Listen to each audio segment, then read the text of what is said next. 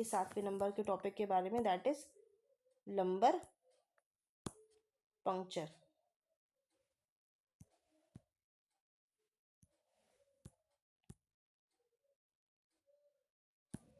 Lumbar puncture के बारे में बात कर लेते हैं। तो लंबर पंक्चर तो हम लोगों ने काफ़ी टाइम से पढ़ रखा है कि क्या होता है लंबर पंक्चर। तो लंबर पंक्चर होता है आपका CSF एनालिसिस का जो है एक तरीका होता है। इसमें क्या होता है, हम लोग CSF की एनालिसिस करते हैं, ठीक है। CSF को चेक करते हैं, कलेक्ट करते हैं। कहाँ से कलेक्ट करते हैं? सब एरेक्नॉइड स्पेस से। और इसमें सी शेप पोजीशन बनाते हैं। कैसी पोजीशन बनाते हैं? सी शेप पोजीशन बनाते हैं या फिर फीटल पोजीशन बनाते हैं। जैसे फीटस होता है बच्चे में, फ्लेक्स्ड, एकदम फ्लेक्स्ड पोजीशन होती है। इसमें कैसी पोजीशन होती है? फ्लेक्स्ड पोजीशन होती है पूरी। और इसमें या फिर सिटिंग पोजीशन भी दे सकते हैं अगर ऐसी पोजीशन नहीं दे सकते तो।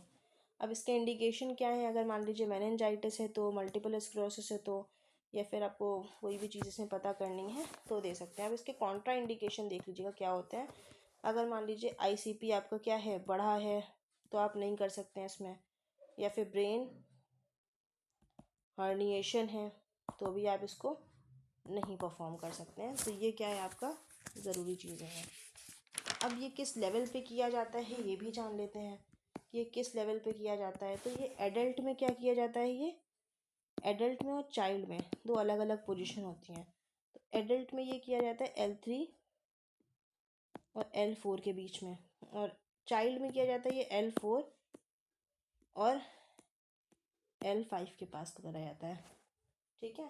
तो ये चीज़ आपका होना चाहिए। नीडल साइज जो लिया जाता है वो कौन सी ली जाती है? वो ली जाती है 16 गॉज की नीडल ली जाती है। क्लियर? तो अब प्रोसीजर से पहले क्या होगा, एम्प्टी करेंगे पूरे स्टमक को और साइड को प्रिपेयर करेंगे। बाद में क्या करेंगे, पोजीशन को मेंटेन करेंगे और कॉम्प्लिकेशंस को देखेंगे कि CSF लीक तो नहीं कर रहा है या कोई प्रॉब्लम तो नहीं हो रही है उसमें, या कोई फिर दिक्कत तो नहीं है। तो ये सारी चीज़ें क्या करेंगे, हम लोग चेक करेंगे। तो ये आपके कुछ क्या हो गए डिसऑर्डर्स के नाम हो गए। ये सात आपके क्या हो गए डायग्नोस्टिक टेस्ट हो गए हैं। कौन कौन से हम लोगों ने पढ़ लिए हैं? एक तो आपका पढ़ लिया है प्यूपल एग्जामिनेशन पढ़ लिया है,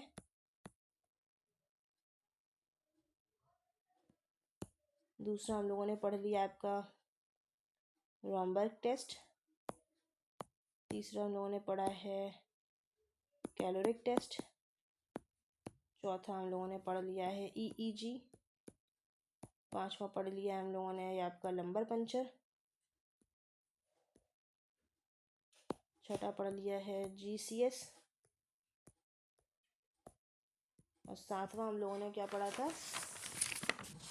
सातवां हम लोगों ने पढ़ लिया था रिफ्लेक्स एग्जामिनेशन। तो ये सारी चीज़ें हम लोगों ने पढ़ ली थी। तो इनमें से आपको अगर किसी टॉपिक में भी कन्फ्यूजन हो तो आप लोग प्लीज़ कमेंट करके बताइएगा। फ़िलहाल ये पूरा आपको न्यूरोलॉजिकल एग्जामिनेशन के बारे में कंप्लीट इन्फॉर्मेशन थी।